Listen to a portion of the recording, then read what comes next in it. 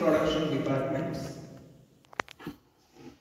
A, B and C and 2 service departments D and E.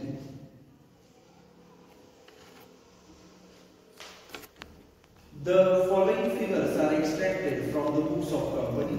Rent and rates 5,000, indirect wages 1,500, depreciation on machinery 10,000, general lighting 600, power 1,500 and sundries 10,000. Floor space occupied, light points, direct wages, HP of machine, value of machine आणि working hours अशा काही गोष्टी आपल्याला दिलेल्या आहेत basis वाटपासाठी म्हणून. त्याच्यानंतर आणखी जर आपण बघितला तर expenses of D and E service department are to be allocated as follows असं म्हणून ते देखील दिलेले आहे. सर्व्हिस डिपार्टमेंट डी चे एक्सपेन्स जे काय असतील ते ए बी सी ला अनुक्रमे 20, 30 आणि 40% आणि ई ला 10% आणि सर्व्हिस डिपार्टमेंट ई चे जे काही एक्सपेन्स असतील ते ए बी सी डी याला अनुक्रमे 40, 20, 30 आणि 10% असे वाटायचे. आपल्याला बनवायचे statement showing primary distribution of overheads. दुसरी महत्त्वाची गोष्ट म्हणजे आपल्याला जे वाटप करायचे आहे आता ते रेंट अँड रेट्स हे आपल्याला वाटावे लागतील. फ्लोर स्पेस स्क्वेअर फीट मध्ये त्याच्यामध्ये इनडायरेक्ट वेजेस जर आपण बघितले तर त्याचं वाटप आपण करत असतो डायरेक्ट वेजेसच्या बेसिसवर जे आपल्याला दिलेले आहे त्याचा रेशो काढून. Depreciation on machinery value of machine वर आहे. जनरल लाइटिंग बघितलं तर लाइट पॉइंट्स वर, पॉवर म्हटलं तर एचपी ऑफ मशीन आणि सनरीज म्हटलं तर ते डायरेक्ट वेजेसच्या बेसिसवर आपण बनवूया statement showing primary distribution of overheads. Statement showing primary distribution of overheads. आता statement showing primary distribution of overheads बनवत असताना कसं बनवायचं बघा. या स्टेटमेंट मध्ये 2 सर्व्हिस डिपार्टमेंट आहेत आपल्याकडे. 3 जर आपण बघितलं तर प्रॉडक्ट डिपार्टमेंट आहे, त्याच्यानंतर एक टोटलचा कॉलम आहे आणि त्याच्यानंतर पर्टिक्युलर्स आणि बेसिस ऑफ एलोकेशन. वाटप करत असताना पहिला कॉलम घ्यायचा पर्टिक्युलर्स, दुसरा घ्यायचा बेसिस ऑफ एलोकेशन, त्याच्यानंतर टोटल कॉलम घ्यायचा, त्याच्यानंतर प्रोडक्शन डिपार्टमेंट घ्यायचं,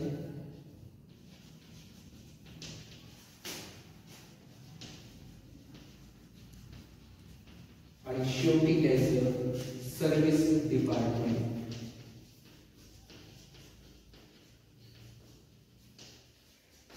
आता प्रोडक्शन डिपार्टमेंट मध्ये आपल्याकडे 3 वेगवेगळी प्रोडक्शन डिपार्टमेंट दिलेली आहे.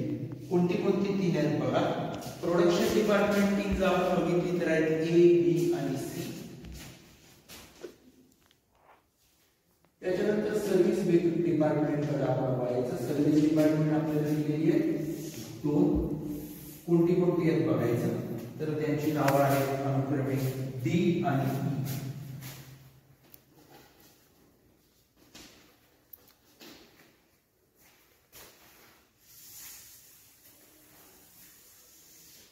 आता सुरुवात करायची. सुरुवात करत असताना पहिला आयटम होता. पहिला आयटम आहे रेंट अँड रेट्स 5000 घ्यायचा. रेंट अँड रेट्स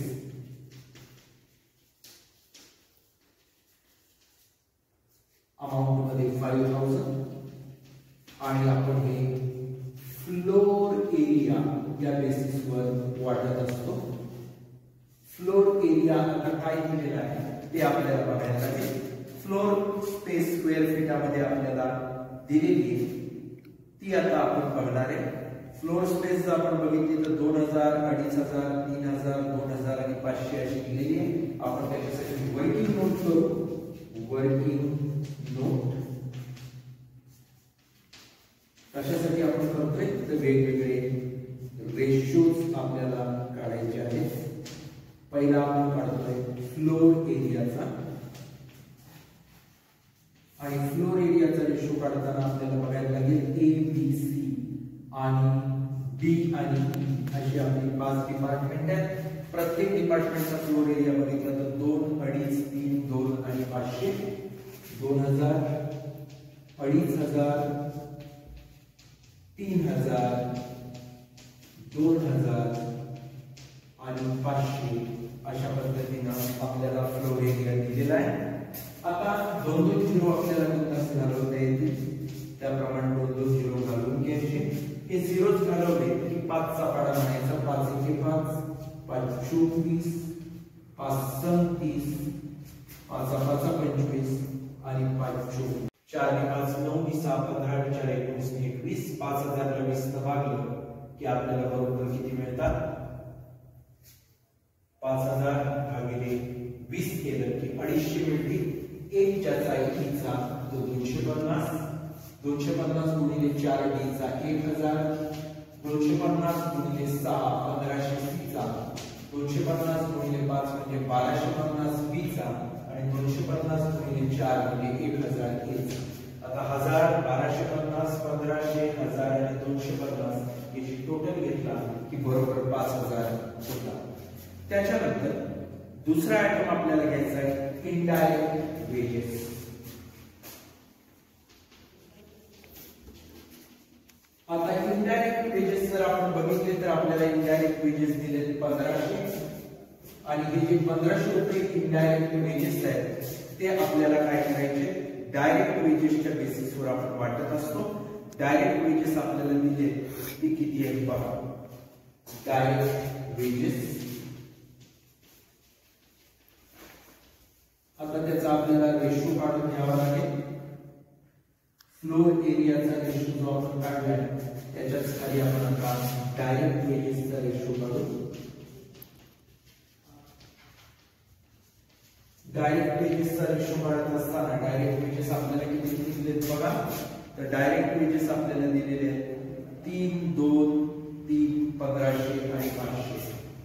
3000, 2000, 3000, 1500 आणि 500. 2-2 झिरो घालवायला काही हरकत नाही. आता 5 सगळ्यात लहान आहे, सो 5 1 5, 5 3 15, 5 37, 5 24 आणि 5 37.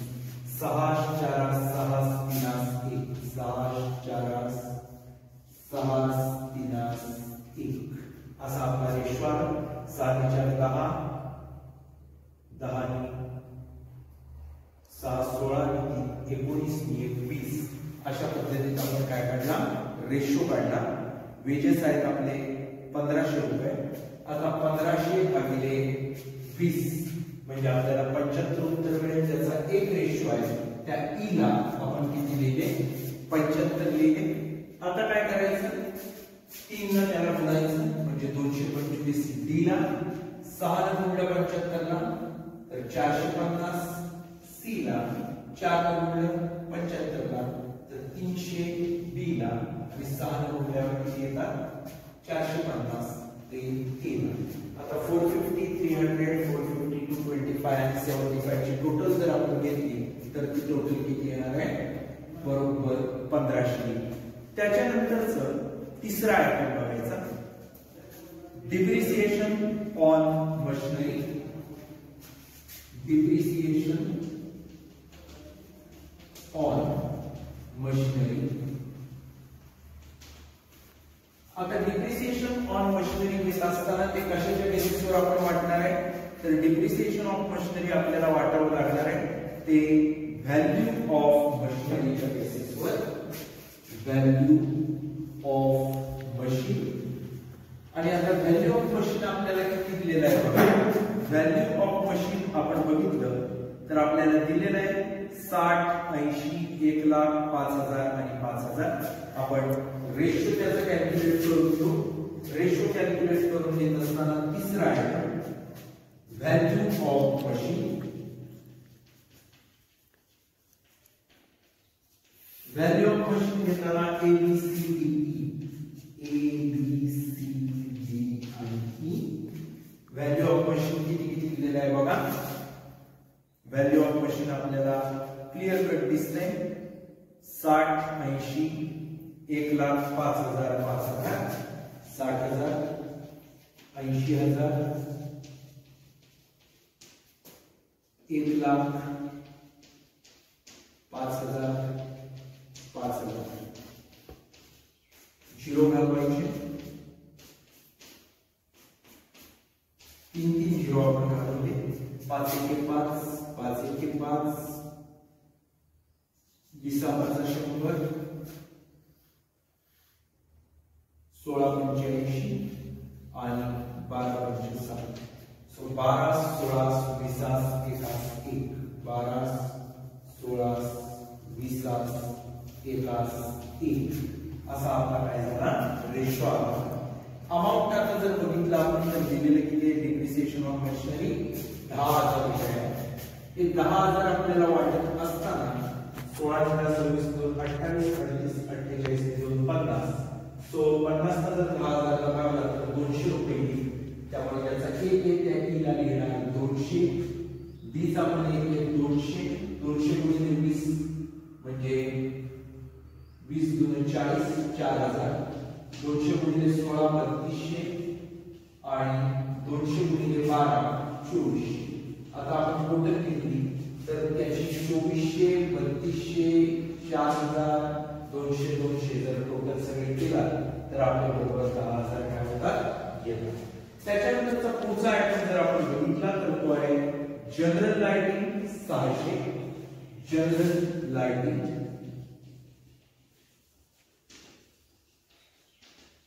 आता ही जनरल लाइटिंग घेत असताना आपण कोणत्या बेसिसवर घेणार आहे जनरल लाइटिंग.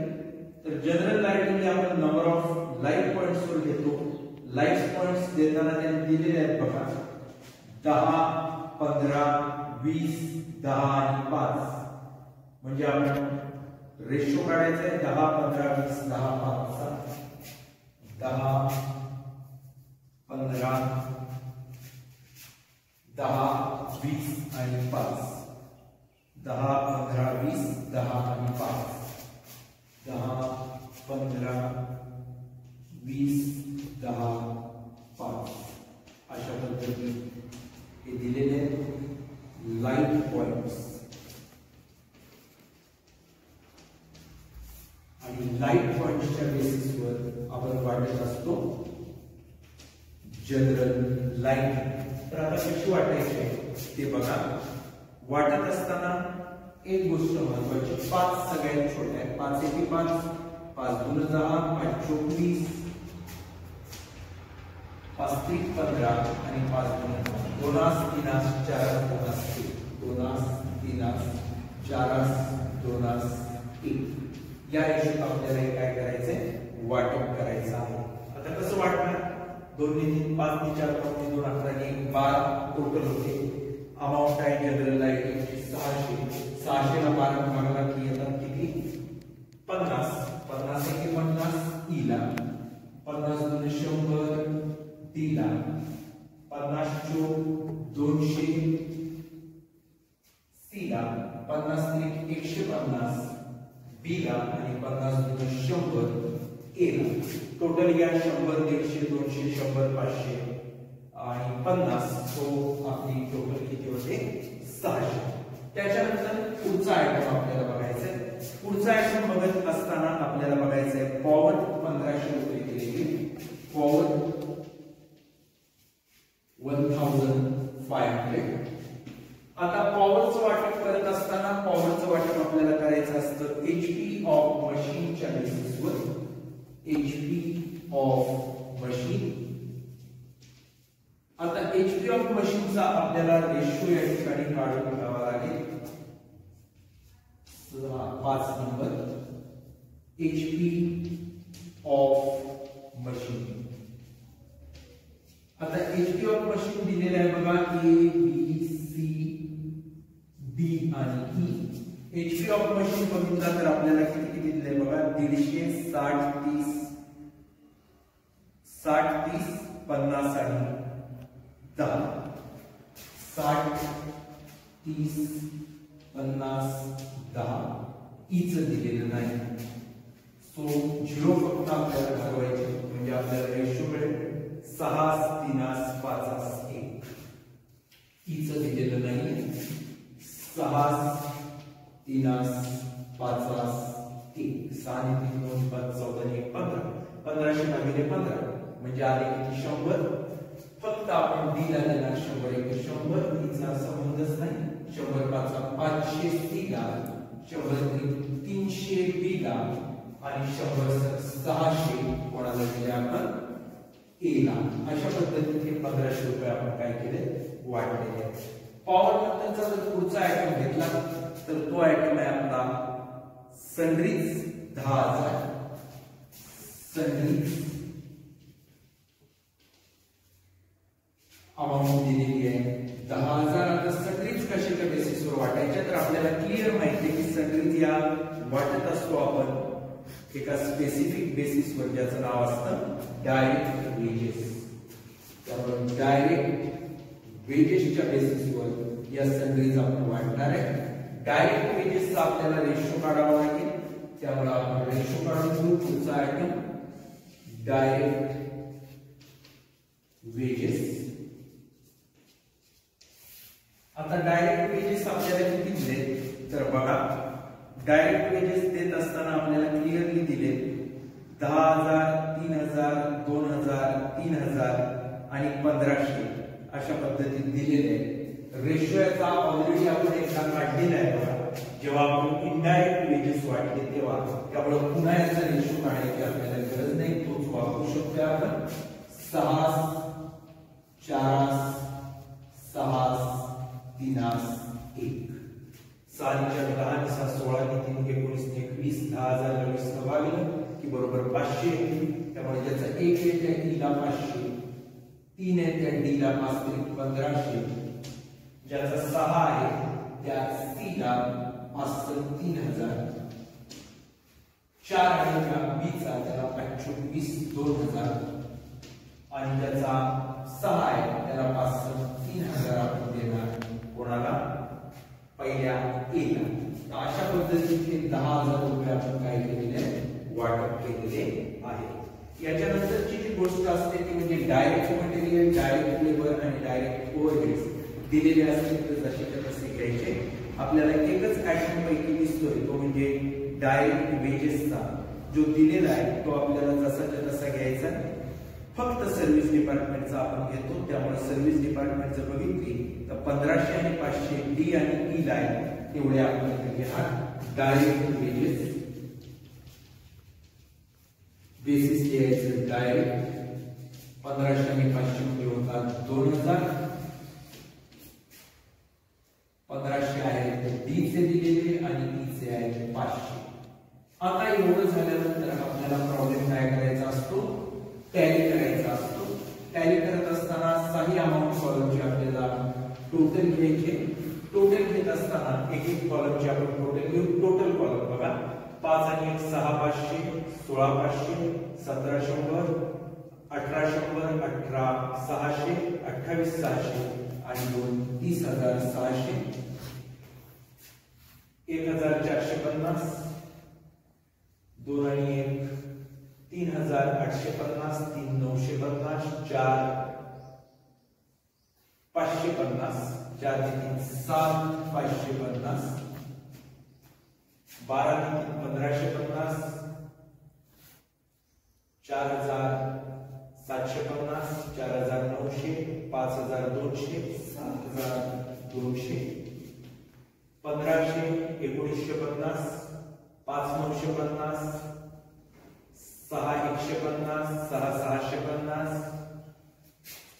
9 650, 1000, 2 2 4 1 5 1 625,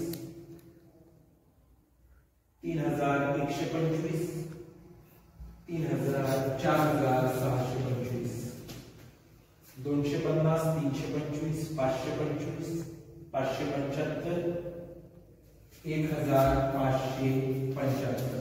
त्यामुळे आपण ज्या वेळेला टोटल्स घेतो तेव्हा 7550 आपली टोटल आली एकसरी आपली 30,600 ही आपली टोटल आली एकसरी टोटल आहे.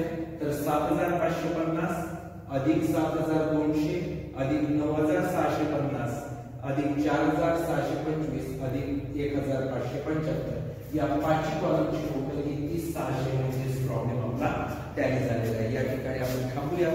धन्यवाद.